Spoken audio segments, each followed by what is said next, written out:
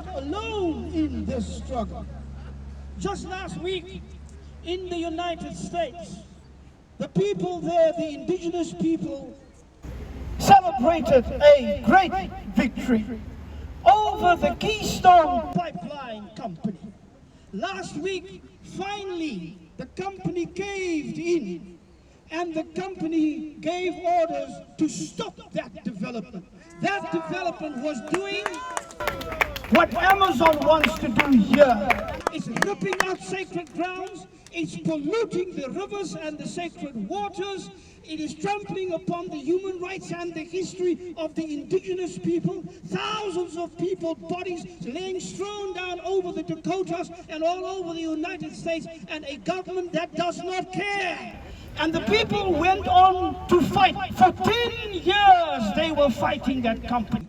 10 years while I was in the United States, I saw it on television every day, how they were subjected to police brutality.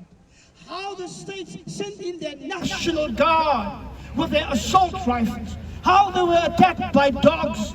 They were arrested by the hundreds, put in cages like animals. They were imprisoned, they were tortured. I know the woman whose arm the police broke because she stood up, a white woman who stood up for indigenous people, and still they went on. 10 years later, they are standing today celebrating a victory. I'm here to tell you it is all coming together.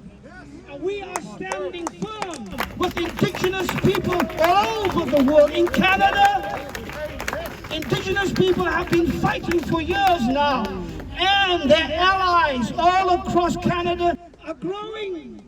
And just last week, when they discovered the graves of 215 indigenous children, buried in secret, then the truth came out that the people have all been saying, not only have indigenous children been stolen from their parents, from their families, from their communities, from their homes, not only have they been robbed of their language and their heritage, not only have they been robbed of their homes and of their way of life, they have been ill-treated, they have been abused, and some of them have died under the hands of those colonialists. Today, the graves that have been opened are telling the truth about that. And so the people have come together in Canada in a new wave of anger and protest, as they should. And the government there is listening, and the government there is responding. How is it that a government in Canada, a colony that was a colony like South Africa, that white government can listen to its indigenous people, that our government, a black government, that we have bring home, that we have voted for, that we have entrusted in power, that they cannot listen. I'm not talking about the white people who run this province. I'm not talking about the brown stoozers who run the city. I'm not talking about them. I'm talking about the government who has the ultimate responsibility to respond to our people.